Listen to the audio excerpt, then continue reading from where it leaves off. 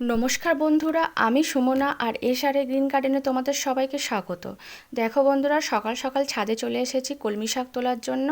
আর তার আগে ভাবলাম তোমাদেরকে একটু শশা গাছটাকে দেখায়। আর এখানে কয়েকটা শশা গাছ রয়েছে, আর দেখো ভেতরে কিন্তু কত ছোট ছোট সব শশা ধরেছে।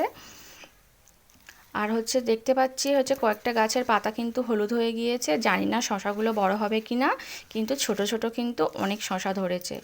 আর দুটো তিনটে গাছ সবুজ আছে। দেখো বন্ধুরা, কলমি শাকের কাছে চলে এলাম কলমি শাকগুলো তুলবো বলে। আর পাতাগুলো দেখো কত ফ্রেশ, একটা পাতাতেও কিন্তু পোকা নেই। আর এই কলমি শাকগুলো আমি এখন তুলে নেব।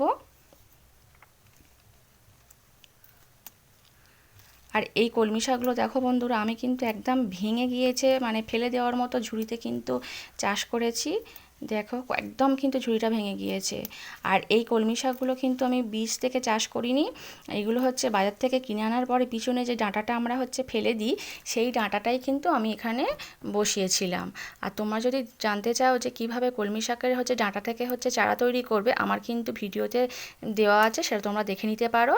আর দেখো বন্ধুরা, তোমাদের সঙ্গে কথা বলতে বলতে কিন্তু আমি সব কলমি শাকগুলো এখানে তুলে নিচ্ছি।